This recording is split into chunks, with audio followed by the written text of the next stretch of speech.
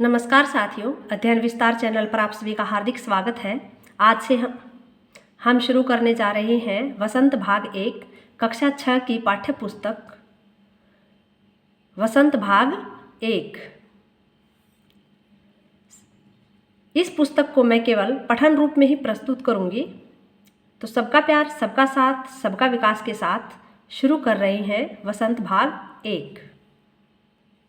पुस्तक में 14 पाठ सम्मिलित किए गए हैं। पाठ 1 वह चिड़िया जो, कविता है केदारनाथ अग्रवाल द्वारा लिखित। पाठ 2 बचपन संस्मरण, कृष्णा सोबती। पाठ 3 नादान दोस्त, कहानी प्रेमचंद। पाठ 4 चांद से थोड़ी सी गप्पें, कविता शमशेर बहादुर सिंह। पाठ 5 साथी हाथ बढ़ाना, गीत साहिर लुधियानवी द्वारा लिखित। पाठ 6 ऐसे ऐसे, एकांकी विष्णु प्रभाकर। पाठ 7 टिकट एल्बम, कहानी सुंदरा रामस्वामी द्वारा लिखित। पाठ 8 झांसी की रानी, कविता सुभद्रा कुमारी चौहान। पाठ 9 जो देखकर भी नहीं देखते, निबंध हेलेन केलर। पाठ 10 संसार पुस्तक है, पत्र जवाहरलाल नेहरू। पाठ 11 मैं सबसे छोटी हूँ, कविता सुमित्रा नंदन पंत। पाठ 12 लोकगीत, निबंध भगवत शरण उपाध्याय। पाठ 13 नौकर, निबंध अनु बंदोपाध्याय। पाठ 14 वन के मार्ग में, कविता तुलसीदास द्वारा लिखित।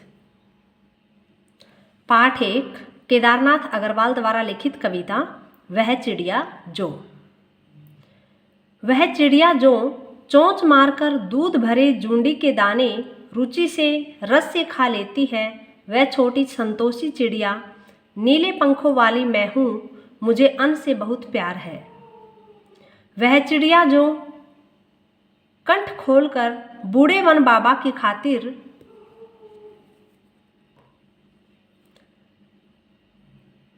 रस उंडेलकर गा लेती है, वह छोटी मुंह बोली चिड़िया, नीले पंखों वाली मैं हूँ, मुझे विजन से बहुत प्यार है।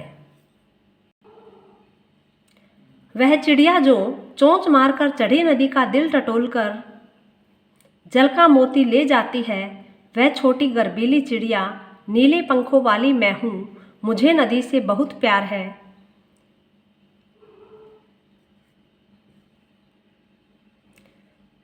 इस कविता में कवि ने बताया है कि उसके स्वभाव में नीले पंखों वाली एक छोटी चिड़िया है, वह संतोषी है, अन्न से बहुत प्यार करती है, वह अपनेपन के साथ कंठ खोलकर पुराने घने वन में बेरोक गाती है, मुँह बोली है, एकांत में भी उमंग से रहती है।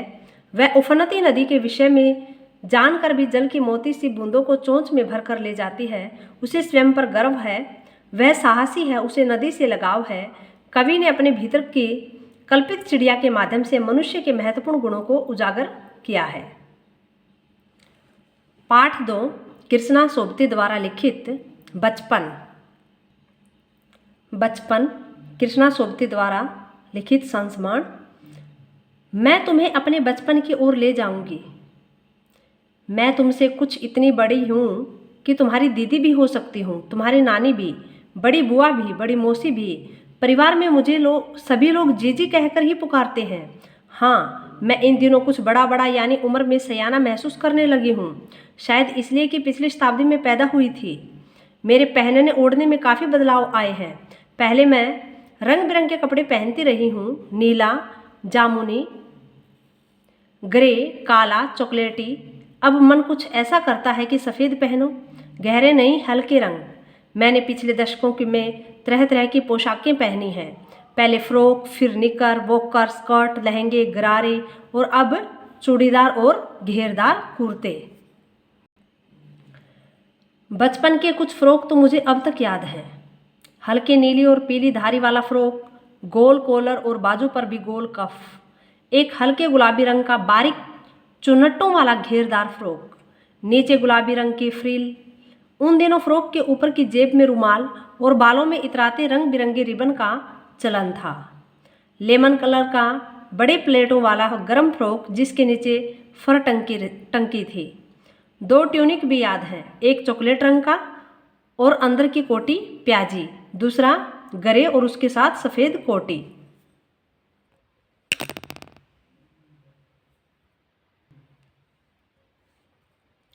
मुझे अपने मोजे और स्टॉकिंग भी याद हैं। बचपन में हमें अपने मोजे खुद धोने पड़ते थे।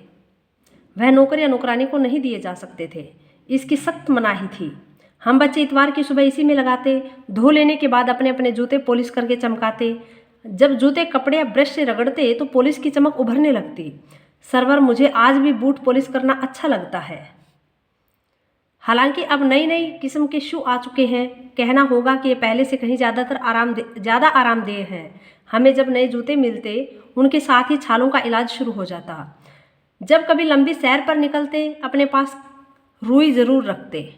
जूता लगाकर तो रुई मोजों के अंदर है। हाँ, तुम्हारे बचपन में तो बहुत फ़र्क हो चुका है।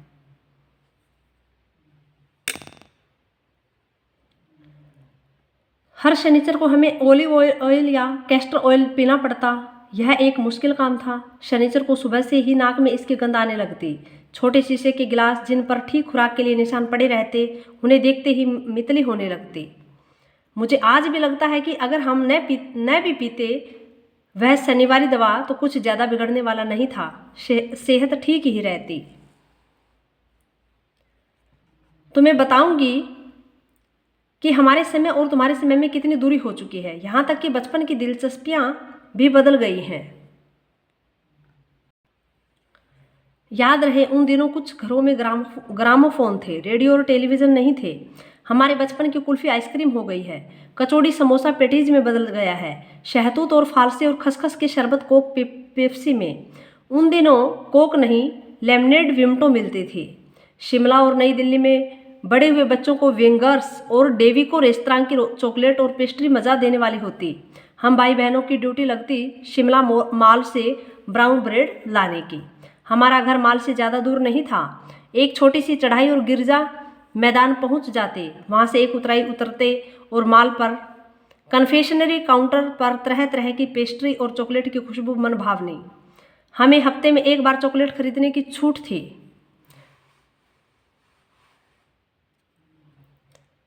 सबसे ज़्यादा मेरे पास ही चॉकलेट टॉफ़ी का स्टॉक रहता। मैं चॉकलेट लेकर खड़े खड़े कभी न खाती, घर लौटकर साइड बोर्ड पर रख देती और रात के खाने के बाद बिस्तर में लेटकर मज़ा लेकर खाती। शिमला के काफल भी बहुत याद आते हैं। खट्टे मीठे, कुछ एकदम लाल, कुछ गुलाबी, रस भरी कसमल सोच कर ही मुँह में पानी भर आए। चेस्टनट एक और गजब की चीज़, आग पर भुने जाते और फिर छिलके उतार कर मुँह में। चने जोर गरम और अनारदाने का चूर्ण। हाँ, चने और गरम की पुड़िया जो तब थी वह अब भी नजर आती है। पुराने कागजों से बनाई हुई उस पुड़िया में निरा हाथ का कमाल है। नीचे से तिरछे लपेटते हुए ऊपर से इतनी चौड़ी कि चने आसानी से हथेली पर पहुंच जाएं। एक वक्त था जब फिल्म का गाना चना जोर गरम बाबू में लाया मज़ेदार, फिल्म का गाना चना जोर गरम बाबू में लाया मज़ेदार, चना जोर गरम उन दिनों स्कूल के हर बच्चे को आता था। कुछ बच्चे पुड़िया पर तेज मसाला बुरकवाते, पूरा गिरजा मैदान घूमने तक यह पुड़िया चलती। एक एक चना पापड़ी मुंह में डालने और कदम उठाने में एक खास ही लय रफ्तार थी। छुटपुर में हमने शिमला रिज पर बहुत मजे किए हैं, घोड़ों की सवारी की है। शिमला के हर बच्चे को कभी न कभी यह मौका मिल ही जाता है।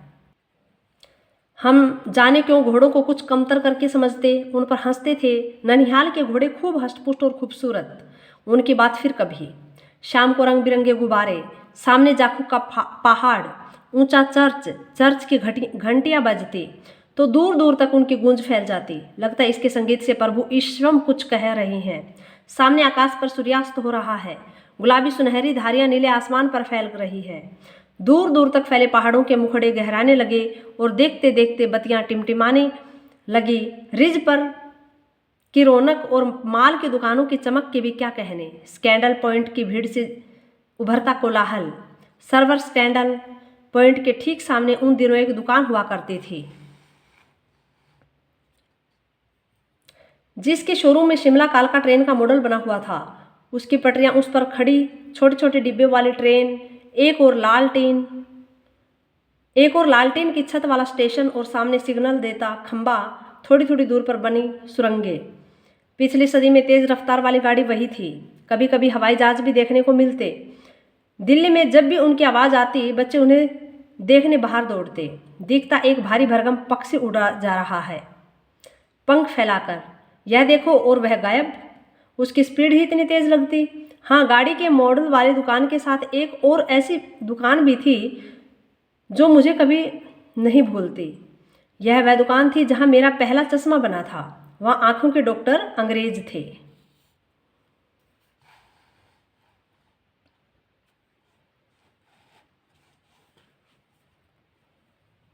शुरू शुरू में चश्मा लगाना अटपटा लगा। छोटे बड़े मेरे चेहरे की ओर देखते और कहते, आंखों में कुछ तकलीफ है, इस उम्र में ऐनक, दूध पिया करो।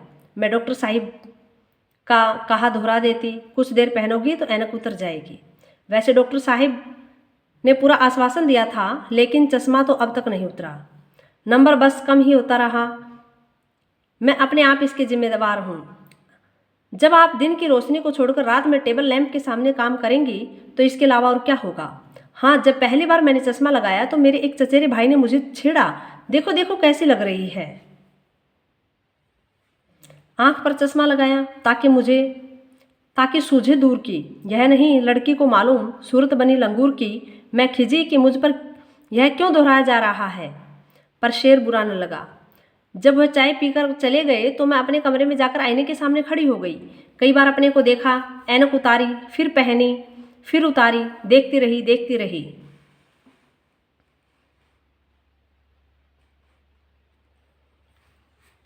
सूरत बनी लंगूर की, नहीं नहीं नहीं, हाँ हाँ हाँ। मैंने अपने छोटे भाई का टोपा उठाकर सिर पर रखा। कुछ अजीब लगा, अच्छा भी और मजाकिया भी। तब की बात थी, अब तो चेहरे के साथ घुल मिल गया है चश्मा। जब कभी उतरा हुआ होता है तो चेहरा खाली खाली नजर आने लगता है। याद आ गया वह टोपा, काली फ्रेम का चश्मा और लंगूर की सूरत। हाँ, इन दिनों शिमला में मैं सिर पर टोपी लगाना पसंद करती हूँ। मैंने कई रंगों की जमा कर ली है, कहाँ दुपट्टों का ओढ़ना और कहाँ सहज सहल सुभीते वाली हिमाचली टोपियाँ। कृष्णा सोबती। पाठ 3, नादान दोस्त। प्रेमचंद द्वारा लिखित कहानी, नादान दोस्त। केशव के घर कार्निस के ऊपर एक चिड़िया ने अंडे दिए थे। केशव और उसकी बहन श्यामा दोनों बड़े ध्यान से चिड़िया को वहां आते जाते देखा करते। सवेरे दोनों आंख मलते कार्निस के सामने पहुंच जाते और चिड़ा और चिड़िया दोनों को वहां बैठा पाते थे। उनको देखने में दोनों बच्चों को न मालूम क्या मजा मिलता। दूध और जलेबी की सुध भी न रहती थी। दोनों के दिलों में तरह तरह के सवाल उठते। अंडे कितने बड़े होंगे, किस रंग के होंगे, कितने होंगे, क्या खाते होंगे, उनमें से बच्चे किस तरह निकल आएंगे, बच्चों पर कैसे निकलेंगे, घोंसला कैसा है। लेकिन इन बातों का जवाब देने वाला कोई नहीं। न अम्मा को घर के काम धंधों से फुर्सत थी, न बाबूजी को पढ़ने लिखने से। दोनों बच्चे आपस में ही सवाल जवाब करके अपने दिल को तसल्ली दे लिया करते थे। श्यामा कहती, क्यों भैया, बच्चे निकलकर फुर से उड़ जाएंगे। केशव विद्वानों जैसे गर्व से कहता, नहीं री पगली, पहले पर निकलेंगे, बगैर परों के बेचारे कैसे उड़ेंगे। श्यामा, बच्चों को क्या खिलाएगी बेचारी। केशव इस पेचीदा सवाल का जवाब कुछ न दे सकता था। इस तरह 3-4 दिन गुजर गए। दोनों बच्चों की जिज्ञासा दिन पर दिन बढ़ती जाती थी। अंडों को देखने के लिए वे अधीर हो उठते थे। उन्होंने अनुमान लगाया कि अब जरूर बच्चे निकल आए होंगे। बच्चों के चारे का सवाल अब उनके सामने आ खड़ा हुआ। चिड़िया बेचारी इतना दाना कहाँ पाएगी कि सारे बच्चों का पेट भरे। गरीब बच्चे भूख के मारे चूं चूं करके मर जाएंगे। इस मुसीबत का अंदाजा करके दोनों घबरा उठे। दोनों ने फैसला किया कि कार्निस पर थोड़ा सा दाना रख दिया जाए। श्यामा खुश होकर बोली, तब तो चिड़ियों को चारे के लिए कहीं उड़कर न जाना पड़ेगा न। केशव, नहीं, तब क्यों जाएगी वह। श्यामा, क्यों भैया, बच्चों को धूप न लगती होगी। केशव का ध्यान इस तकलीफ की तरफ न गया। बोला, जरूर तकलीफ हो रही होगी। बेचारे प्यास के मारे तड़फ रहे होंगे। ऊपर छाया भी तो नहीं है। आखिर यह फैसला हुआ कि घोंसले के ऊपर कपड़े की छत बना देनी चाहिए। पानी की प्याली और थोड़े से चावल रख देने का प्रस्ताव भी स्वीकृत हो गया। दोनों बच्चे बड़े चाव से काम करने लगे। श्यामा माँ की आंख बचाकर मटके से चावल निकाल लाई। केशव ने पत्थर की प्याली का तेल चुपके से जमीन पर गिरा दिया और जैसे खूब साफ करके उसमें पानी भरा। अब चांदनी के लिए कपड़ा कहाँ से आए? फिर ऊपर बगैर छड़ियों के कपड़ा ठहरेगा कैसे और छड़ियाँ खड़ी होंगी कैसे? केशव बड़ी देर तक इसी उधेड़बुन में रहा। आखिरकार उसने यह मुश्किल भी हल कर दी। श्यामा से बोला, जाकर कूड़ा फेंकने वाली टोकरी उठा लाओ। अम्मा जी को मत दिखाना। श्यामा, वह तो बीच से फटी हुई है, उसमें से धूप न जाएगी। केशव ने झुंझलाकर कहा, तू टोकरी तो ला, मैं उसका सुराख बंद करने की कोई हिकमत निकालूंगा। श्यामा दौड़कर टोकरी उठा लाई। केशव ने उसके सुराख में थोड़ा सा कागज ठूंस दिया और तब टोकरी को एक टहनी से टिकाकर बोला, देख, ऐसे ही घोंसले पर उसकी आड़ कर दूंगा, तब कैसे धूप आएगी? श्यामा ने दिल में सोचा, भैया कितने चालाक हैं। गर्मी के दिन थे, बाबूजी दफ्तर गए हुए थे। अम्मा दोनों बच्चों को कमरे में सुलाकर खुद सो गई थी, लेकिन बच्चों की आंखों में आज नींद कहाँ। अम्मा जी को बहलाने के लिए दोनों दम रोके आंखें बंद किए मौके का इंतजार कर रहे थे। जो ही मालूम हुआ कि अम्मा जी अच्छी तरह से सो गई, दोनों चुपके से उठे और बहुत धीरे से दरवाजे की सिटकनी खोलकर बाहर निकल आए।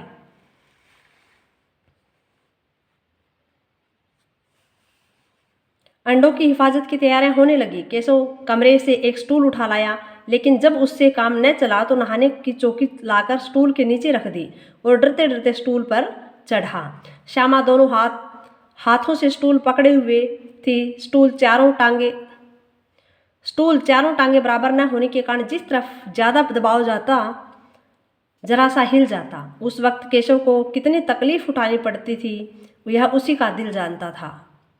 दोनों हाथों से कार्निस पकड़ लेता और श्यामा को दबी आवाज से डांटता, अच्छी तरह पकड़, वरना उतरकर बहुत मारूंगा। मगर बेचारी श्यामा का दिल तो ऊपर कार्निस पर था। बार बार उसका ध्यान उधर चला जाता और हाथ ढीले पड़ जाते। केशव ने जो ही कार्निस पर हाथ रखा, दोनों चिड़ियां उड़ गई। केशव ने देखा कार्निस पर थोड़े तिनके बिछे हुए हैं और उन पर 3 अंडे पड़े हैं। जैसे जैसे घोंसले उसने पेड़ों पर देखे थे, वैसा कोई घोंसला नहीं था। श्यामा ने नीचे से पूछा, कै बच्चे हैं भैया?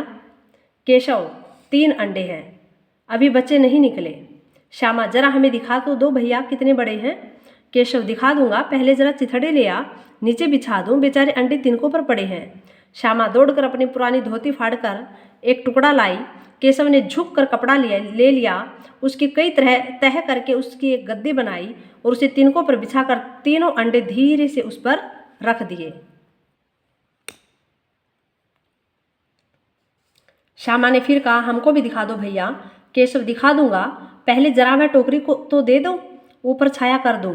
श्यामा ने टोकरी नीचे से थमा दी और बोली, अब तुम उतर आओ, मैं भी तो देखूं। केशव ने टोकरी को एक टहनी से टिकाकर कहा, जा दाना और पानी की प्याली ले आ, मैं उतर आऊं तो तुझे दिखा दूंगा।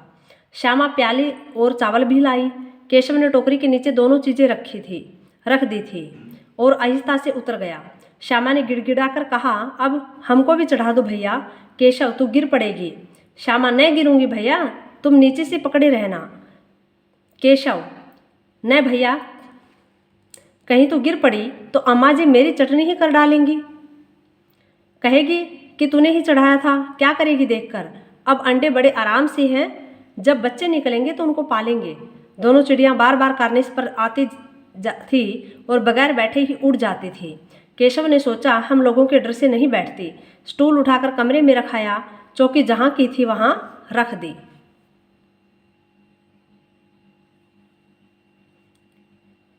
श्यामा ने आंखों में आंसू भरकर कहा, तुमने मुझे नहीं दिखाया, मैं अम्मा जी से कह दूंगी। केशव, अम्मा जी से कहेगी तो बहुत मारूंगा, कह देता हूँ। श्यामा, तो तुमने मुझे दिखाया क्यों नहीं? केशव, और गिर पड़ते तो 4 सर न हो जाते? श्यामा, हो जाते तो हो जाते, देख लेना, मैं कह दूंगी। इतने में कोठरी का दरवाज़ा खुला और माँ ने धूप से आंखों को बचाते हुए कहा, तुम दोनों बाहर कब निकल आए? मैंने कहा न था कि दोपहर को न निकलना। किसने किवाड़ खोला? किवाड़ केशव ने खोला था, लेकिन श्यामा ने माँ से यह बात नहीं कही। उसे डर लगा कि भैया पिट जाएंगे। केशव दिल में कांप रहा था कि कहीं श्यामा कह न दे। अंडे न दिखाए थे, इससे अब उसको श्यामा पर विश्वास न था। श्यामा सिर्फ मोहब्बत के मारे चुप थी या इस कसूर में हिस्सेदार होने की वजह से इसका फैसला नहीं किया जा सकता। शायद दोनों ही बातें थी। माँ ने दोनों को डांट टपट कर फिर कमरे में बंद कर दिया और आप धीरे धीरे उन्हें पंखा झलने लगे। अभी सिर्फ 2 बजे थे, बाहर तेज लू चल रही थी। अब दोनों बच्चों को नींद आ गई थी। 4 बजे एकाएक श्यामा की नींद खुली। किवाड़ खुले हुए थे। वह दौड़ी हुई कार्निश के पास आई और ऊपर की तरफ ताकने लगी। टोकरी का पता न था। संयोग से उसकी नज़र नीचे गई और वह उल्टे पांव दौड़ती हुई कमरे में जाकर जोर से बोली, भैया अंडे तो नीचे पड़े हैं, बच्चे उड़ गए हैं। केशव घबराकर उठा और दौड़ा हुआ बाहर आया तो क्या देखता है कि तीनों अंडे नीचे टूटे पड़े हैं और उनमें से कोई चूने किसी चीज़ बाहर निकल आई है। पानी की प्याली भी एक तरफ टूटी पड़ी है। उसके चेहरे का रंग उड़ गया। सहमी हुई आंखों से जमीन की तरफ देखने लगा। श्यामा ने पूछा, बच्चे कहाँ उड़ गए भैया? केशव ने करुण स्वर में कहा, अंडे तो फूट गए। श्यामा, और बच्चे कहाँ गए? केशव, तेरे सर में देखते नहीं, अंडों में से उजला उजला पानी निकल आया है। वही तो 2-4 दिनों में बच्चे बन जाते। माँ ने सोटी हाथ में लिए पूछा, तुम दोनों वहाँ धूप में क्या कर रहे हो? श्यामा ने कहा, अम्मा जी, चिड़िया के अंडे टूटे पड़े हैं। माँ ने आकर टूटे हुए अंडों को देखा और गुस्से से बोली, तुम लोगों ने अंडों को छुआ होगा। अब तो श्यामा को भैया पर जरा भी तरस न आया। उसी ने शायद अंडों को इस तरह रख दिया कि वह नीचे गिर पड़े। उसे सजा मिलनी चाहिए। बोली, इन्होंने अंडों को छेड़ा था अम्मा जी। माँ ने केशव से पूछा, क्यों रे? केशव भिग्गी बिल्ली बना खड़ा रहा। माँ, तू वहां पहुंचा कैसे? श्यामा, चौकी पर स्टूल रखकर चढ़े अम्मा जी। केशव, तू स्टूल थामे नहीं खड़ी थी? श्यामा, तुम्ही ने तो कहा था। माँ, तो इतना बड़ा हुआ, तुझे अभी इतना भी नहीं मालूम कि छूने से चिड़िया के अंडे गंदे हो जाते हैं। चिड़िया फिर उन्हें नहीं सेती। श्यामा ने डरते डरते पूछा, तो क्या चिड़िया ने अंडे गिरा दिए हैं अम्मा जी? माँ, और क्या करती? केशव के सिर इसका पाप पड़ेगा। हाय हाय, 3 जाने ले ली दुष्ट ने। केशव रोनी सूरत बनाकर बोला, मैंने तो सिर्फ अंडों को गद्दी पर रख दिया था अम्मा जी। माँ को हंसी आ गई, मगर केशव को कई दिनों तक अपनी गलती पर अफसोस होता रहा। अंडों की हिफाजत करने के जोग में उसने उनका सत्यानाश कर डाला। उसे याद कर वह कभी कभी रो पड़ता था। दोनों चिड़िया वहां फिर न दिखाई दी। प्रेमचंद। पाठ 4। शमशेर बहादुर सिंह की कविता चांद से थोड़ी सी गप्पे। 10-11 साल की एक लड़की, गोल है खूब मगर आप तिरछे नजर आते हैं जरा। आप पहने हुए हैं कुल आकाश तारों जड़ा। सिर्फ मुंह खोले हुए हैं अपना गोरा चिट्ठा गोल मटोल। अपनी पोशाक को फैलाए हुए चारों सिमत आप कुछ तिरछे नजर आते हैं, जाने कैसे।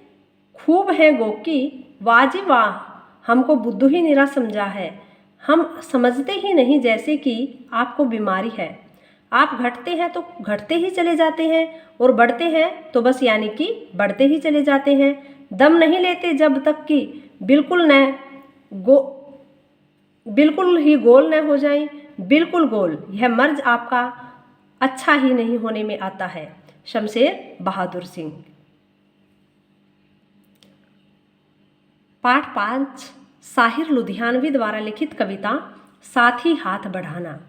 साथी हाथ बढ़ाना, एक अकेला थक जाएगा मिलकर बोझ उठाना। साथी हाथ बढ़ाना, हम मेहनत वालों ने जब भी मिलकर कदम बढ़ाया। सागर ने रास्ता छोड़ा, पर्वत ने शीश झुकाया। फूल आदि है सीने अपने, फूल आदि है बाहें। हम चाहें तो चट्टानों में पैदा कर दे राहें।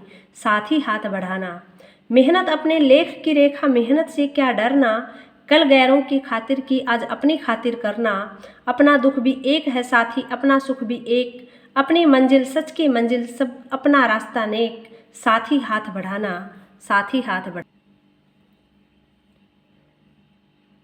एक से एक मिले तो कतरा बन जाता है दरिया। एक से एक मिले तो जर्रा बन जाता है सेहरा। एक से एक मिले तो राई बन जा सकती है पर्वत। एक से एक मिले तो इंसान बस में कर ले किस्मत। साथी हाथ बढ़ाना, साथ ही हाथ बढ़ाना, साहिर लुधियानवी द्वारा लिखित कविता साथ ही हाथ बढ़ाना। पाठ 6 विष्णु प्रभाकर द्वारा लिखित एकांकी ऐसे ऐसे। पात्र परिचय।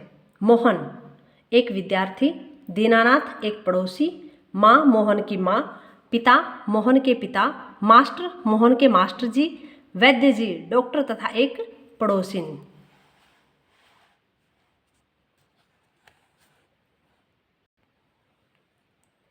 सड़क के किनारे एक सुंदर फ्लैट में बैठक का दृश्य है। उसका एक दरवाज़ा सड़क वाले बरामदे में खुलता है, दूसरा अंदर के कमरे में, तीसरा रसोई घर में। अलमारियों में पुस्तकें लगी हैं, एक और रेडियो का सेट है, 2 और छोटे छोटे तख्त हैं जिन पर गलीचे बिछे हैं। बीच में कुर्सियां हैं, एक छोटी मेज भी है, उस पर फ़ोन रखा है। पर्दा उठने पर मोहन एक तख्त पर लेटा है। 8-9 वर्ष के लगभग उम्र होगी उसकी, तीसरी क्लास में पढ़ता है। इस समय बड़ा बेचैन जान पड़ता है, बार बार पेट को पकड़ता है।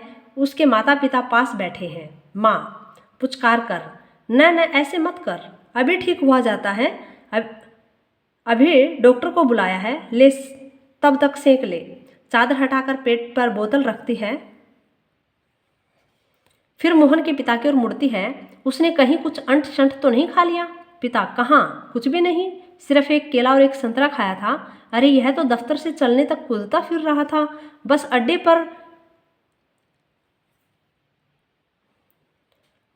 पर आकर यकायक बोला, पिताजी मेरे पेट में तो कुछ ऐसे ऐसे हो रहा है। माँ कैसे? पिता बस ऐसे ऐसे करता रहा। मैंने कहा अरे गड़बड़ होती है तो बोला नहीं, फिर पूछा चाकू सा चुभता है तो जवाब दिया नहीं, गोला सा फूटता है तो बोला नहीं, जो पूछा उसका जवाब नहीं, बस एक ही रट लगाता है रहा, कुछ ऐसे ऐसे होता है। माँ हंसकर, हंसी की हंसी, सुख दुख का दुख, यह ऐसे ऐसे क्या होता है? कोई नई बीमारी तो नहीं? बेचारे का मुंह कैसे उतर गया है? बेचारे का मुंह कैसे उतर गया, हवाइयाँ उड़ रही हैं। पिता अजी एकदम सफ़ेद पड़ गया था, खड़ा नहीं रहा गया, बस मैं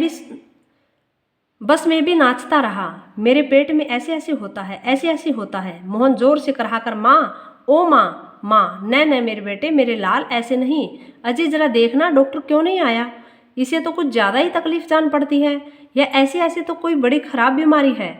देखो ना कैसे लौट रहा है, जरा भी कल नहीं पड़ती। हींग चूरन पिपरमेंट सब दे चुकी हूँ, वैद्य जी आ जाते। तभी फ़ोन की घंटी बजती है। मोहन के पिता उठाते हैं।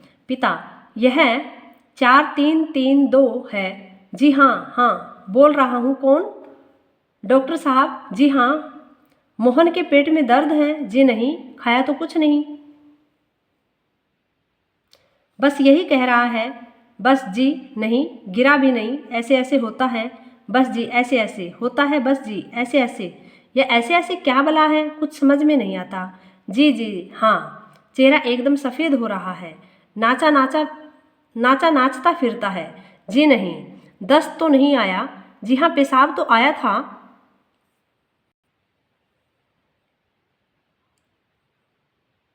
जी नहीं, रंग तो नहीं देखा, आप कहें तो अब देख लेंगे। अच्छा जी ज़रा जल्दी आइए। अच्छा जी बड़ी कृपा है। फ़ोन का चोंगा रख देते हैं, डॉक्टर साहब चल दिए हैं, 5 मिनट में आ जाते हैं। पड़ोस के लाला दीनानाथ का प्रवेश। मोहन जोर से कराहता है, मोहन माँ माँ ओ उल्टी आती है, उठकर नीचे झुकता है। माँ सिर पकड़ती है। मोहन 3-4 बार ओ करता है, थूकता है, फिर लेट जाता है। हाय हाय। माँ कमर सहलाती हुई, क्या हो गया? दोपहर को भला चंगा गया था, कुछ समझ में नहीं आता कैसा पड़ा है। नहीं तो मोहन भला कब पड़ने वाला है, हर वक्त घर को सिर पर उठाए रहता है। दीनानाथ अजय घर क्या पड़ोस को भी गुलजार किए रहता है, इसे छेड़ उसे पछाड़, इसके मुक्का उसके थप्पड़, यहाँ वहाँ हर कहीं मोहन ही मोहन। पिता बड़ा नटखट है। माँ पर अब तो बेचारा कैसा थक गया है, मुझे तो डर है कि कल स्कूल कैसे जाएगा। दीनानाथ जी हाँ, कुछ बड़ी तकलीफ है, तभी तो पड़ा, मामूली तकलीफ को तो यह सब कुछ समझता ही नहीं। पर कोई डर नहीं, मैं वैद्य जी से कह आया हूँ, वे आ ही रहे हैं, ठीक कर देंगे। मोहन तेजी से कराहा कर, अरे रे रे रे ओ। माँ घबरा कर, क्या है बेटा, क्या हुआ? मोहन रुआंसा सा, बड़े जोर से ऐसे ऐसे होता है, ऐसे ऐसे। माँ ऐसे कैसे बेटा, ऐसे क्या होता है? मोहन ऐसे ऐसे पेट दबाता है। वैद्य जी का प्रवेश। वैद्य जी, कहाँ है मोहन? मैंने कहा, जयराम जी की। कहो बेटा, खेलने से जी भर गया क्या? कोई धमाचौकड़ी करने को नहीं बची है क्या? सब उठकर हाथ जोड़ते हैं। वैद्य जी मोहन के पास कुर्सी पर बैठ जाते हैं। पिता, वैद्य जी शाम तक ठीक था। दफ्तर से चलते वक्त रास्ते में एकदम बोला, मेरे पेट में दर्द होता है, ऐसे ऐसे होता है, समझ नहीं आता ये कैसा दर्द है। वैद्य जी, अभी बता देता हूँ, असल में बच्चा है, समझा नहीं पाता है, नाड़ी दबाकर वात का प्रकोप है। मैंने कहा, बेटा जीभ तो दिखाओ। मोहन जीभ निकालता है। कब्ज है, पेट साफ नहीं हुआ। पेट टटोल कर, हूँ पेट साफ नहीं है। मल रुक जाने से वायु बढ़ गई है। क्यों बेटा? हाथ की उंगलियों को फैलाकर फिर से कोड़ते हैं। ऐसे ऐसे होता है। मोहन कराहकर, जी हाँ। ओ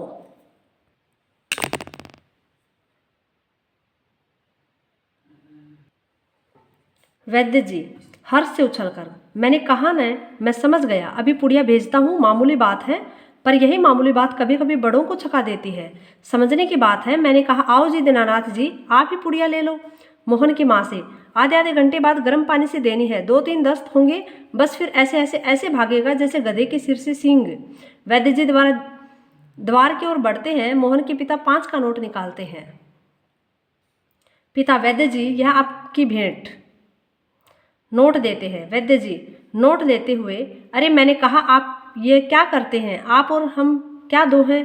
अंदर के दरवाजे से जाते हैं, तभी डॉक्टर प्रवेश करते हैं। डॉक्टर, हेलो मोहन, क्या बात है, ऐसे ऐसे क्या कर लिया? पिता, डॉक्टर साहब कुछ समझ में नहीं आता। डॉक्टर पेट दबाने लगते हैं। अभी देखता हूँ, जीभ तो दिखाओ बेटा। मोहन जीभ निकालता है। तो मिस्टर, आपके पेट में कैसे होता है? ऐसे ऐसे। मोहन बोलता नहीं, कराहता है। माँ, बताओ बेटा, डॉक्टर साहब को समझा दो। मोहन, जी जी ऐसे ऐसे, कुछ ऐसे ऐसे होता है। हाथ से बताता है, उंगलियां भींचता है। डॉक्टर, तबीयत तो बड़ी खराब है। डॉक्टर सहसा गंभीर होकर, वह तो मैं देख रहा हूँ, चेहरा बताता है इसे काफ़ी दर्द है। असल में कई तरह के दर्द चल पड़े हैं। कोलिक पेन तो नहीं है, और फोड़ा भी नहीं जान पड़ता। बराबर पेट टटोलता रहा है। माँ कांप कर, फोड़ा? डॉक्टर, जी नहीं, वह नहीं, बिल्कुल नहीं। मोहन से, जरा मुंह फिर खोलना, जीभ निकालो। मोहन जीभ निकालता है। हाँ, कब्ज ही लगता है, कुछ बदहजमी भी है। उठते हुए, कोई बात नहीं, दवा भेजता हूँ पिता से। क्यों ना आप ही चले? मेरा विचार है कि एक ही खुराक पीने के बाद तबीयत ठीक हो जाएगी। कभी कभी हवा रुक जाती है और फंदा डाल लेती है, बस उसी की ऐंठन है। डॉक्टर जाते हैं। मोहन के पिता 10 का नोट लिए हुए पीछे पीछे जाते हैं और डॉक्टर साहब को दे देते हैं। माँ, सेंक तो दूँ डॉक्टर साहब? डॉक्टर दूर से, हाँ, गर्म पानी की बोतल से सेंक दीजिए। डॉक्टर जाते हैं। माँ बोतल उठाती है। पड़ोसिन आती है। पड़ोसिन, क्यों मोहन की माँ, कैसा है मोहन? माँ, आओ जी रामू की काकी, कैसा क्या होता? लोचा लोचा फिरे है, जाने वह ऐसे ऐसे दर्द क्या है, लड़के का बुरा हाल कर दिया। पड़ोसिन, ना जी, इतनी नई नई बीमारियां निकली हैं, देख लेना यह भी कोई नया दर्द होगा। राम मारी बीमारियों से ने तंग कर दिया, नए नए बुखार निकल आए हैं। वह बात है कि खाना पीना तो रहा नहीं। माँ, डॉक्टर कहता है कि बदहजमी है। आज तो रोटी भी उनके साथ खाकर गया था, वहाँ भी कुछ नहीं खाया। आजकल तो बिना खाए बीमारी होती है। बाहर से आवाज़ आती है, मोहन मोहन। फिर मास्टर जी का प्रवेश होता है। माँ, ओ मोहन के मास्टर जी, पुकार कर आ जाइए। मास्टर, सुना है कि मोहन के पेट में कुछ ऐसे ऐसे हो रहा है। क्यों भाई? पास आकर, हाँ, चेहरा तो कुछ उतरा हुआ है। दादा, कल तो स्कूल जाना है, तुम्हारे बिना तो क्लास में रौनक ही नहीं रहेगी। क्यों माताजी, आपने क्या खिला दिया इसे? माँ, खाया तो बेचारे ने कुछ नहीं। मास्टर, तब शायद न खाने का दर्द है, समझ गया, उसी में ऐसे ऐसे होता है। माँ, पर मास्टर जी, वैद्य और डॉक्टर तो दस्त की दवा भेजेंगे। मास्टर, माताजी, मोहन की दवा वैद्य और डॉक्टर के पास नहीं है। इसकी ऐसे ऐसे की बीमारी को मैं जानता हूँ। अक्सर मोहन जैसे लड़कों को वह हो जाती है। माँ, सच क्या बीमारी है यह? मास्टर, अभी बताता हूँ मोहन से। अच्छा साहब, दर्द तो दूर हो ही जाएगा, डरो मत, बेशक कल स्कूल मत आना। पर हाँ, एक बात तो बताओ, स्कूल का काम तो पूरा कर लिया है? मोहन चुप रहता है। माँ, जवाब दो बेटा, मास्टर जी क्या पूछते हैं? मास्टर, हाँ बोलो बेटा। मोहन कुछ देर फिर मौन रहता है, फिर इनकार में सिर हिलाता है। मोहन, जी सब नहीं हुआ। मास्टर हूँ, शायद सवाल रह गए हैं। मोहन जी, मास्टर तो यह बात है, ऐसे ऐसे काम न करने का डर है। माँ चौंक कर, क्या? मोहन सहसा मुंह छिपा लेता है। मास्टर हंसकर, कुछ नहीं माताजी, मोहन ने महीना भर मौज की, स्कूल का काम रह गया, आज ख्याल आया, बस डर के मारे पेट में ऐसे ऐसे होने लगा। ऐसे ऐसे? अच्छा उठिए साहब, आपके ऐसे ऐसे की दवा मेरे पास है।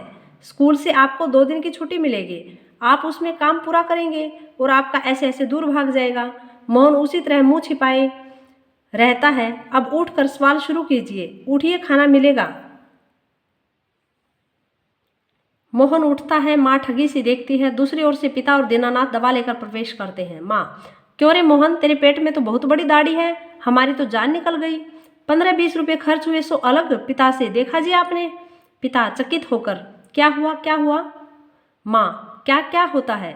यह ऐसे ऐसे पेट का दर्द नहीं, स्कूल का काम न करने का डर है। पिता, हैं? दवा की शीशी हाथ से छूटकर फर्श पर गिर पड़ती है। एक क्षण सब ठगे से मोहन को देखते हैं, फिर हंस पड़ते हैं। दीनानाथ, वाह मोहन वाह। पिता, वाह बेटा जी वाह, तुमने तो खूब छकाया। एक अट्टास के बाद पर्दा गिर जाता है। विष्णु प्रभाकर द्वारा लिखित एकांकी।